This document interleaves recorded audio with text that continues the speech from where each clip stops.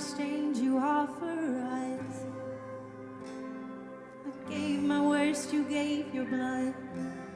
Seems hard to believe. You're telling me you chose the cross. You're telling me I'm worth that much. If that's the measure of your love, how else could I see but complete, deep, so I sincerely abandon. Oh, I'm complete, free, yes, truly, sincerely abandoned. I run like a nail to match your surrender, to mirror not my will but yours. I'm complete, deep, don't care who sees me abandoned. Oh, I surrender. Oh, God, go before us, Spirit. I just can't get over it. What kind of self-control is this? You had angels at your fingertips, but on the cross you remain. I can't repay that kind of love. I can praise with everything I've got. Since death had all his power on, just like the grave, I'm complete, deeply, so I sincerely abandon. I'm complete, free, yes, to the ceiling abandoned. Come on. I want like the dead, I choose surrender, to mirror not my will but yours. I'm complete, deeply, don't care who sees me abandoned. Oh, I surrender. I surrender. I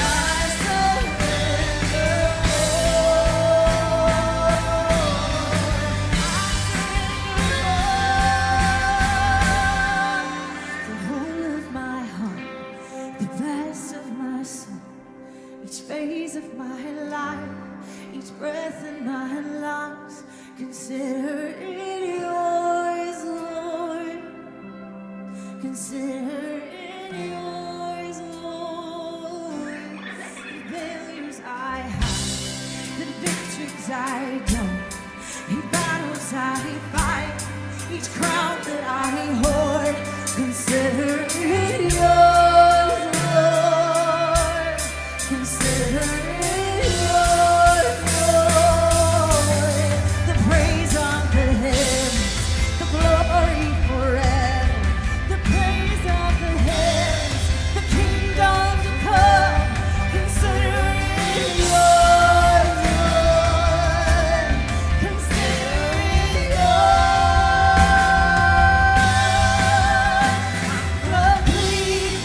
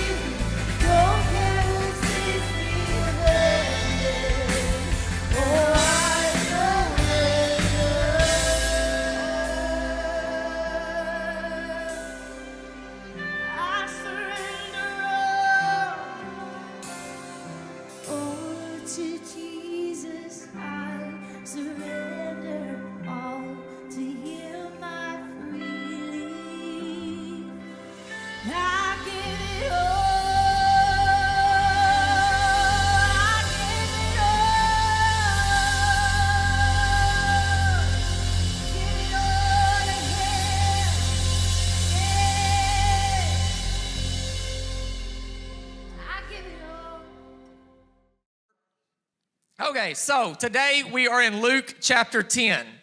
This is the story of Mary and Martha. This is just a story of everyday life. You ever have that? I kind of sometimes take a step back to how our life sometimes brings you to the edge. Is it do that to anybody else? Like sometimes just the day and the week that I've had just brings me right to the edge to where I'm ready to snap. You ever had that? You ever been around somebody that had that week or that day? No poking. You ever have those days where like maybe you and your spouse are at it and everything and you walk in the room and you're like, hey, I'm leaving. And they're like, good, I've been packing your bags for a week. And you're like, I'm just going to the store. I just want to know if you wanted anything. Some of y'all laughing a little too much. This is our story today. This is where we pick up in Luke chapter 10, verse 38. As Jesus and his disciples were on their way, he came to a village where a woman named Martha opened her home to him. Isn't it funny that oftentimes we're just doing life when Jesus and God do something with us? It's like it comes out of nowheres. God's invitation is often unexpected when we're just going through life not expecting anything. Now, this is how I would describe a lot of times in my life. This is how I think it works. For me, luck lives at the intersection of preparation and opportunity. I've had so many people I've heard that song, oh man, you're just so lucky. Oh, you're just so lucky. And I'm like, luck has nothing to do with it. It lives at the intersection of preparation and opportunity. You prepare for when God gives you an opportunity. And oftentimes it is just going through life that you find those opportunities that God opens up. And if we're not prepared for them, if we haven't put any margin on our time or our money or our abilities, then we will walk right past what God has for us and never even notice. We will live in a deficit and we will always feel behind the 8 ball. We are always rushed. Does anybody ever feel like they're not driving fast enough on the road to get to their next appointment?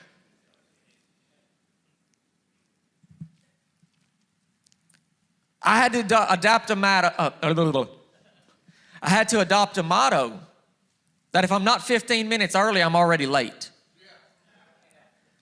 Because I found myself chewing all the other drivers out on the road that was doing 60. And I'm like, would you go faster or get out of my way? Don't you know I'm in a hurry? And so I adopted the motto that if I'm not 15 minutes early, then I'm already late. And let me tell you something, just putting margin on your time will change your life. I can now take my time. If I get in a traffic problem, no problem. I can sit here for another couple of minutes. I'm early.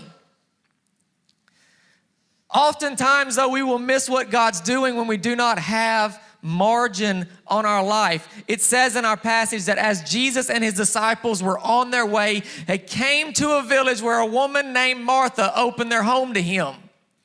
She had a sister called Mary who sat at the Lord's feet and listened to what he said. But Martha was distracted by all the preparations that had to be made. She came to him and asked, Lord, don't you care that my sister has left me to do the work by myself? Tell her to help me. Martha, Martha, the Lord answered, you are worried and upset about many things, but only a few things are needed, or indeed only one. Mary has chosen what is better, and it will not be taken away from her. I want to talk to you today from this subject. Change the story. You ever done this? You ever made movies like in your mind? Y'all ever done that? Oh, come on now. You can do it.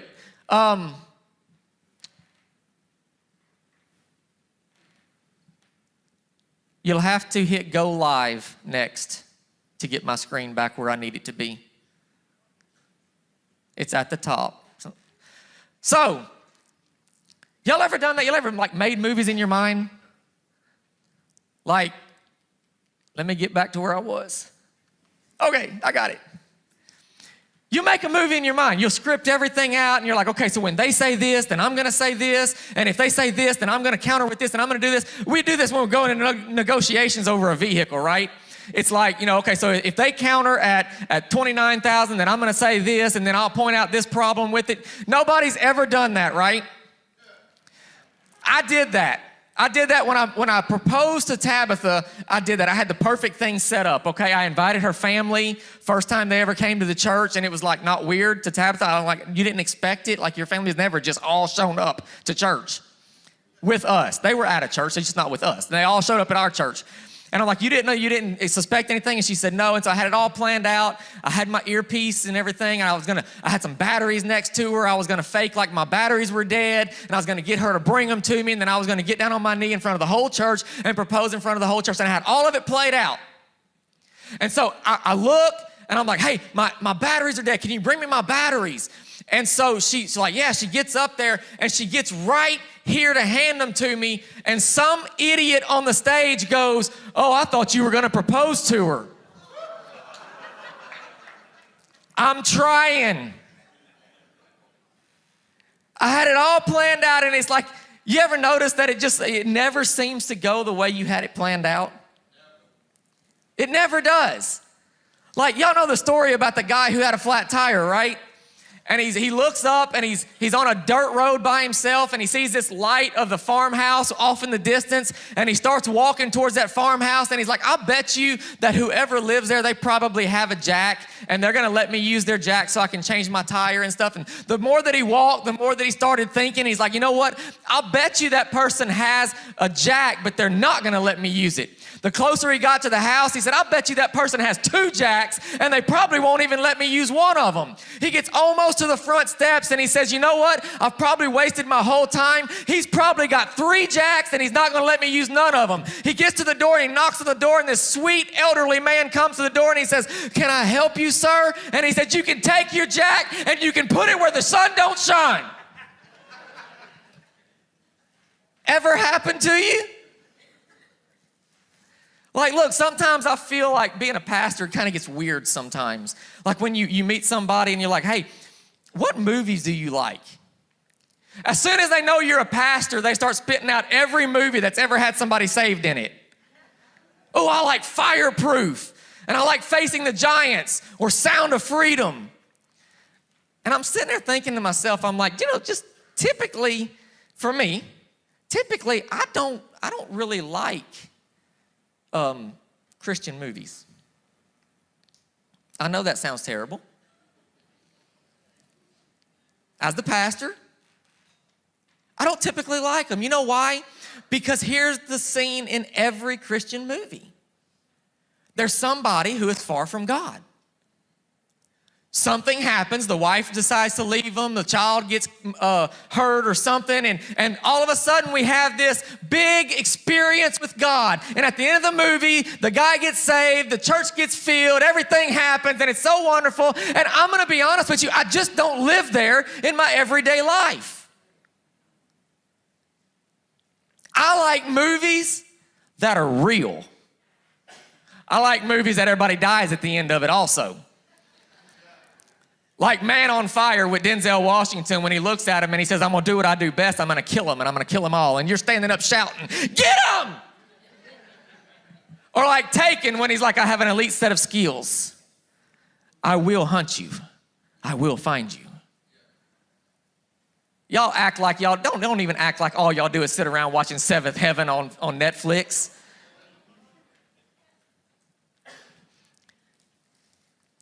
That's why at first, when you look at this story in the Bible, I'm like, why this story? Like, there's really nothing profound going on in this story. Like, they're not cutting the head off of a giant. They're not doing anything big. Jesus goes to a house, and the sisters fight. Wow. Sounds like just another day for many of us. And I believe that God was very gracious in putting this story in the Bible because this probably connects closer to our everyday life than David and Goliath. I mean, I'm gonna be honest with you, like, I'm not marching into the promised land on Monday.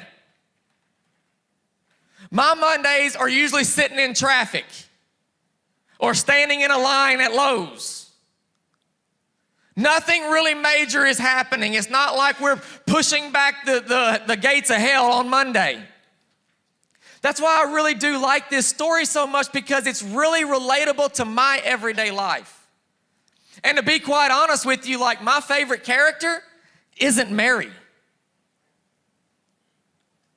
I know Jesus uses Mary as the hero of the story, but she's just really not my favorite character. I know she's sitting at the feet of Jesus, hanging on to every word that he's saying. But have you ever had to have a Mary at your job? I mean, I'm gonna be honest with you. Like, I like Martha. I like the one who's getting stuff done.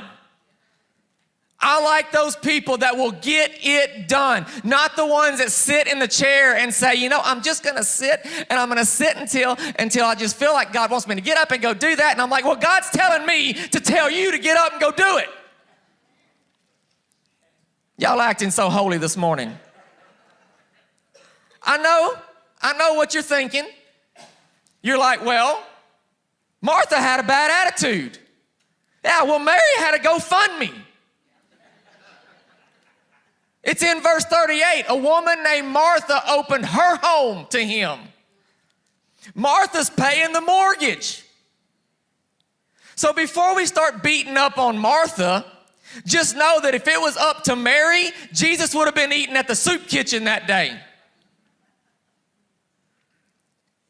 But watch, I love this. I love verse 40. Verse 40 says, Martha was distracted. Not by the apps on her phone. Yo, is this for anybody else? Like, this is what happens to me. Like, I had to actually, when I'm in service, I had to turn my phone off. Like, at one time Pastor Todd's really good at that. He'll take all the notes. When we go to conferences and everything, he takes all the notes on his cell phone. I'm like, I get way too many notifications for that. I will be distracted the entire time. I will be getting told that there is nothing important happening in the world the whole time I'm in there. It says she was distracted by all the preparations that had to be made.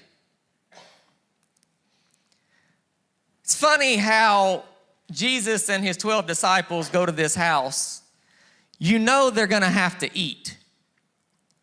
Yet Jesus rebukes the responsible one. When I saw this, I saw myself in Martha. I love to be busy. Like, yesterday was so painful for me in more than one way. I hurt my back Friday night. Friday night, I hurt my back. So if I do like this and fall over, I am not okay? Y'all need to call 911, get somebody over here. This is not part of it. Yesterday, all I could do was lay in my chair and watch TV. Y'all don't know how hard that is for me. Most of y'all are like, man, that's a dream come true right there. I was ready to scratch the paint off the walls. I like Martha. I see myself in Martha. Jesus rebukes Martha, and I don't think there's anything wrong with her actions. I think it was more correcting her attitude. I don't think he was mad. He wasn't mad because she was busy. He probably liked to go to her house. Why? Because it was probably clean. You know why it was clean? Because she didn't sit around praying for 23 hours a day. She did stuff. I don't think that it was that Jesus was so upset about. I think it was more her attitude that he was upset about. I believe this, to be honest with you, I believe her attitude was a reflection of her guilt. You ever have something? I know I need to cut the grass, but I just don't feel like it. And then somebody starts dogging you about the grass. I really believe her attitude was more just a reflection of her guilt. That's why this is what I see in point number 1 is she tries to manipulate the situation. Manipulation is when you care about something, but that care turns into control. We see this in Martha when she tells Jesus what to tell Mary. Jesus, why don't you tell her? My kids do this sometimes. My kids are like, Daddy, why don't you tell Mama that we need more time on our Xbox? I will not tell your mama that you need more time on your Xbox. Don't you come here with your little manipulating self. I am not about I know where my bread is buttered. I can French kiss her. I can't French kiss you. Don't you come up in here. I know where I got it made. I think Martha was a bit of a control freak and a little bit of an OCD. And I think the movie in her mind, she had played out and scripted out. The movie in her mind, Mary was helping. I believe she had it scripted out that she figured, okay, so I'm gonna have the food here, I'm gonna have the fish here, Jesus and them can sit here, we can have this. Mary, you'll be doing this and this and this, and I'll be doing this and this. And when it didn't work out the way she planned,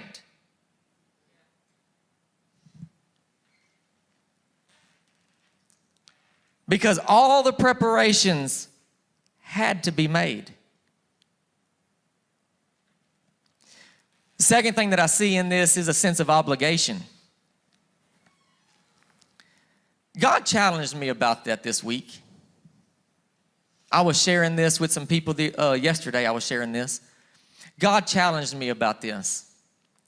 He challenged me that I have to do it. You know, we talk about tear down and set up, and tear down and set up, we do it on Saturday afternoon, and then we do it Sunday right after church. And every week we do it. And sometimes I get the feeling that I have to come up here and I have to tear down and set up. Sometimes I get the feeling that I have to preach. And the other day I was complaining about tear down and set up, and I was even complaining that, well, man, my back doesn't feel good and everything, and I still have to go up there and preach and this, that, and another. And God just challenged me with this, and he said, no, you don't. You don't have to do anything. You don't have to get up and go to work tomorrow. You don't have to pay your bills. You don't have to live indoors when you're an adult. And God challenged me with, Kevin, you don't have to do anything, but if you don't do it, then the rocks will do it for me if I so please to do it. Can I answer it?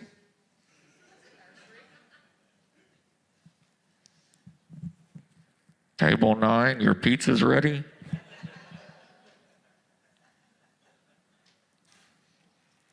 God challenged me so much with, Kevin, you don't have to. You don't have to. I can get somebody else to. There was a pastor when I was in Winnie, Texas, I was complaining to. Starting to see a pattern. I was complaining to this pastor, and I said, well, I can tell you what. When I leave this church, what are they going to do? He said, they're going to keep right on going. He said, Kevin, I want you to do something. He said, I want you to go home, get you a 5-gallon bucket, and he said, fill it up half full of water.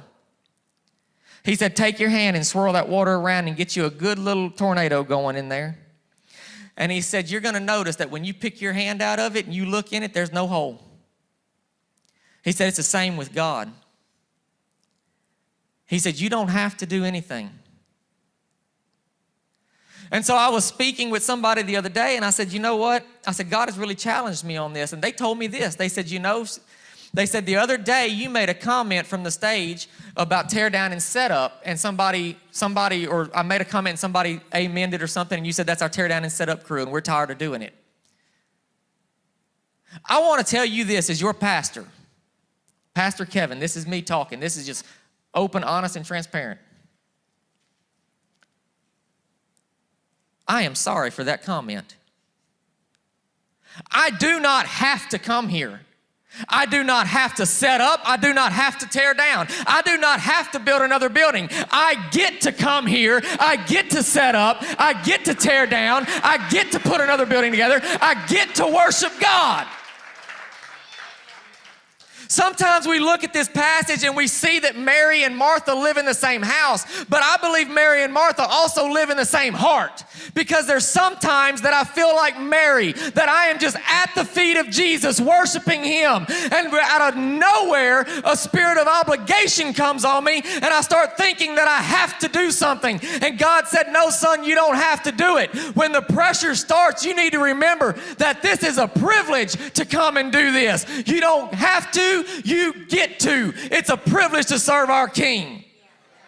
I don't come to church because I feel like if I don't come, I'm going to hell. I don't believe that I came today because of that. I believe I came today because He is worthy of my praise. I want to worship Him. I want to glorify Him. I want to give the King of Kings and the Lord of Lords the praise that He deserves.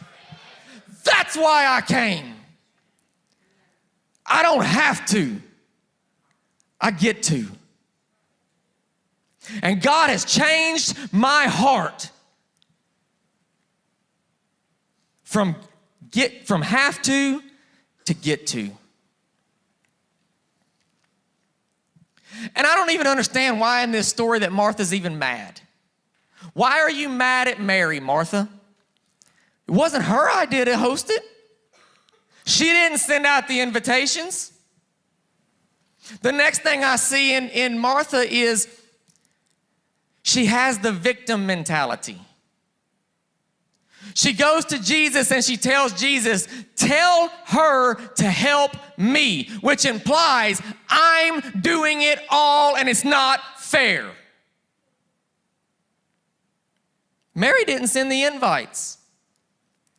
Look at verse 38, where a woman named Martha opened her home.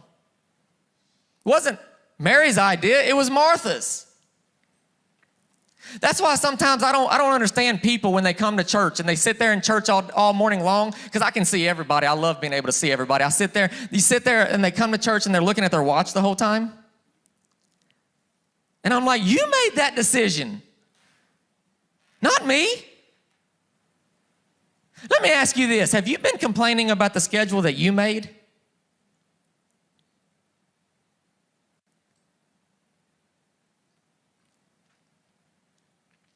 Well, you know my schedule. I just don't have time. Yeah, you made it. I love how Jesus calls her out twice. He's like, Martha, Martha. You know why? Because I think He wanted to get her attention. He wanted to be sure she understood what He was fixing to say. Because I believe Martha was in the back making a lot of noise, making it obvious that she was upset. I believe Mary was sitting at the feet of Jesus. Here I am to worship. And Martha's over there slamming pots and stuff. Here I'm in the kitchen, slaving over all these dishes. Jesus! Comparison will always kill contentment.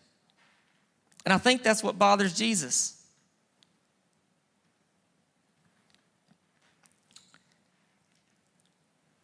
Fourth thing I see in her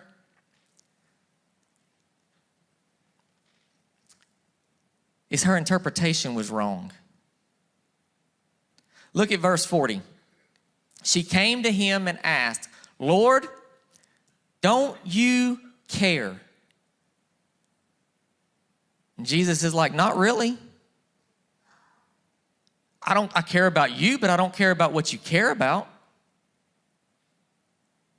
She interpreted that Jesus not doing what she wants means Jesus doesn't care about her. And at first, I thought that Jesus was trying to make a contrast between work and worship. Like worship is better than work. But then I read in Romans 12:1 where it says, therefore I urge you, brethren and sisters, in view of God's mercy, to offer your bodies as a living sacrifice, holy and pleasing to God. This is your true and proper worship. I don't believe he's contrasting work and worship. So if it's not work and worship, then what is it? I believe he wants us as a people to be at a place in our life where you can't tell the difference between our work and our worship. I had a guy that worked for me one time. This guy was from the Dominican Republic. And this is what this, and you remember, this is what they was like. Kimberly used to laugh so much that we couldn't really understand them that well because their English wasn't that good. But they would do it in English. They would be up on top of a roof. It would be 110 degrees, and me and Kimberly are sitting back underneath the shade tree, drinking waters, watching them. And they would just, all of a sudden, while they were nailing on shingles, one of them would stand up and shout out, "Hallelujah!"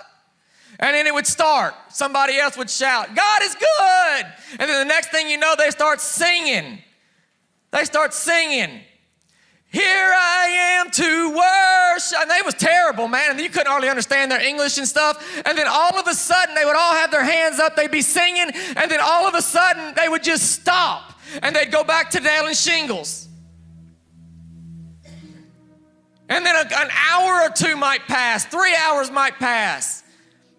And one of them would shout out again, "Hallelujah, we get to do this for you, Lord." And then it would all start up again.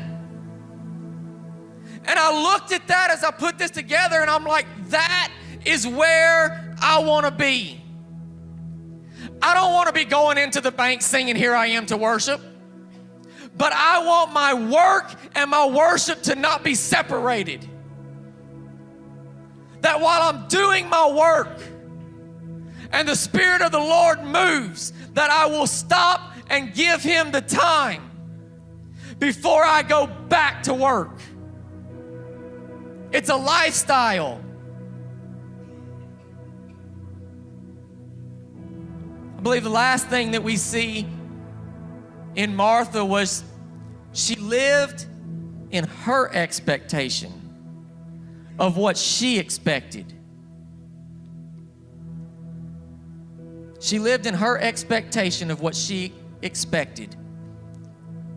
Now, I don't know if y'all been keeping track of this, but manipulation, obligation, victimization, interpretation, and expectation all spell out the movie. It was the movie in her mind that she had scripted everything out. The contrast that Jesus was making was not between work and worship, but it was between many and one. He said, "Martha, you're concerned about many."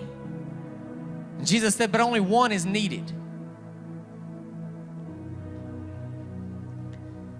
In Martha's mind, Martha was this. Can you bring me that chair real quick? I know you want to. That's why you're doing it. Not again. Nope, fool me once. In Martha's mind, this is where Martha sat. And Martha was directing the life. She even later acted like a director. When they sent for Jesus because Lazarus was sick, she had it all worked out. She was like, "Okay, I've already written the script. Here's what we got to do. Lights, camera, Jesus." Until Jesus changed the story. Says it in verse John 11:20. It says, "When Martha heard that Jesus was coming, she went out to meet him. But Mary stayed at home."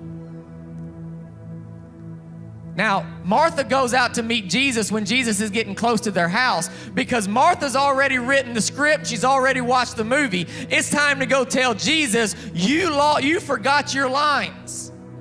And I can just imagine she approaches Jesus. She's waiting for him with hand on hip. And she's like, what? You can eat my food, but you can't heal my brother? Did you forget your line? Did you not get the script that I had written out? Lord, Martha said to Jesus, if you had been here, my brother would not have died.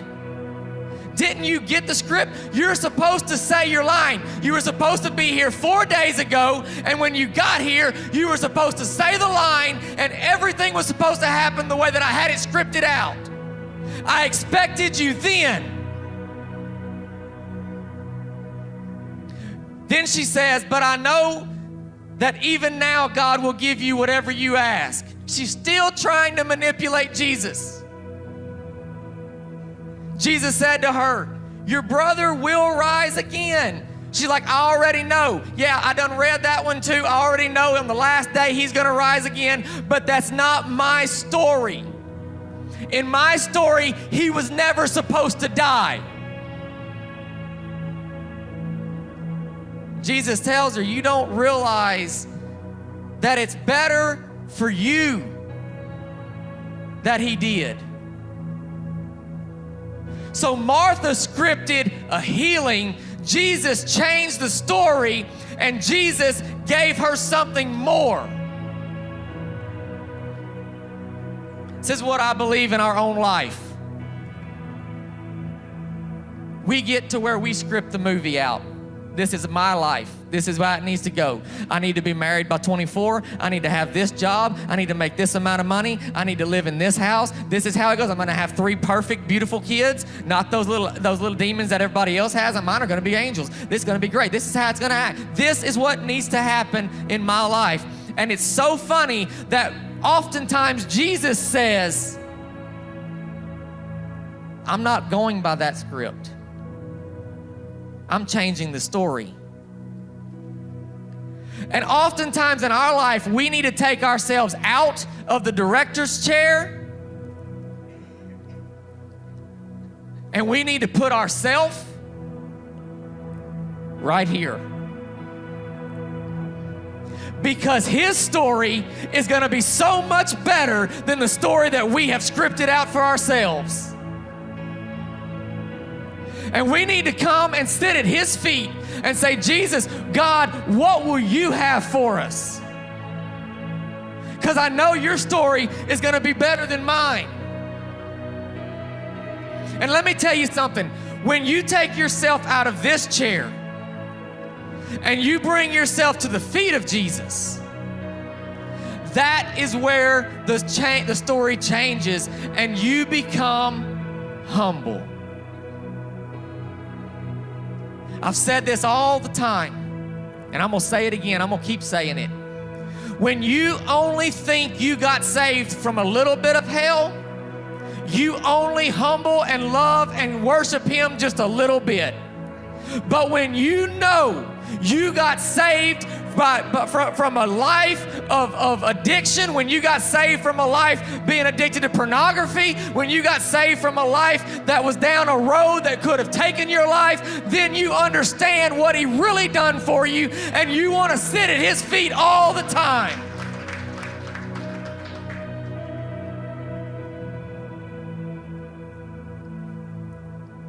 I believe Mary was probably a little bit of a procrastinator too. I think that's why she was working while Jesus was there. And Jesus was kind of like, girl, you should have had that done.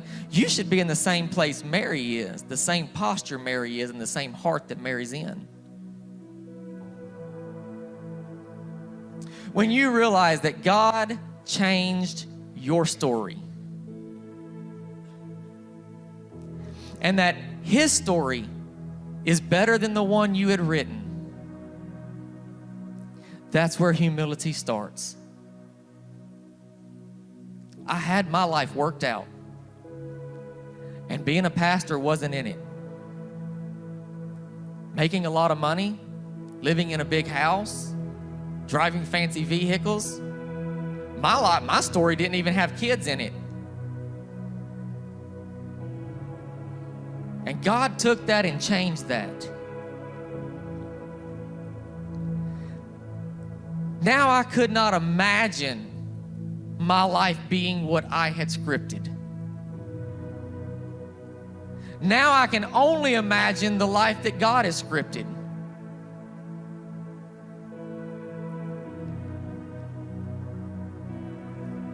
That's why when he challenged me this week,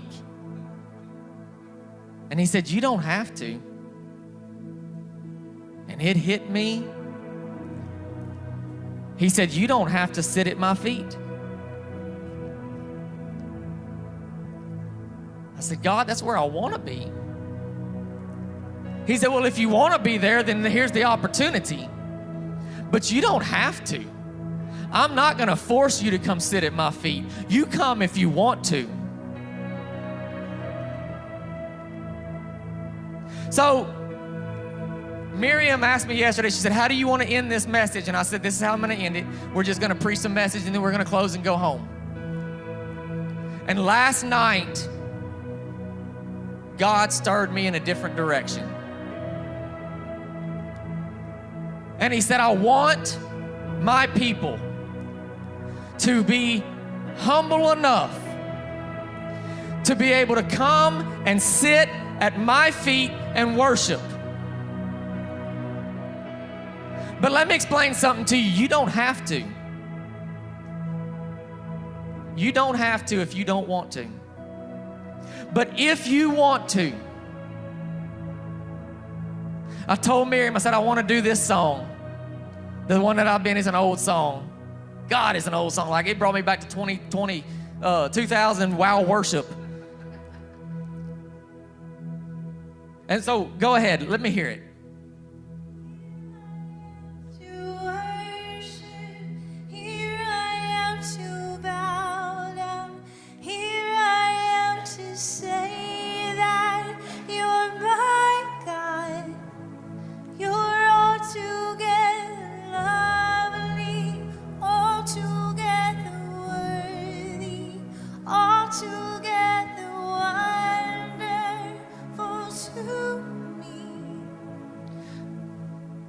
That's a powerful words. Here I am, Lord, to worship. You're altogether worthy. God, I am not. I am taking myself out of the director's chair. I am letting you sit there, and I want to just live the life that you've planned out for me and that you've scripted out for me.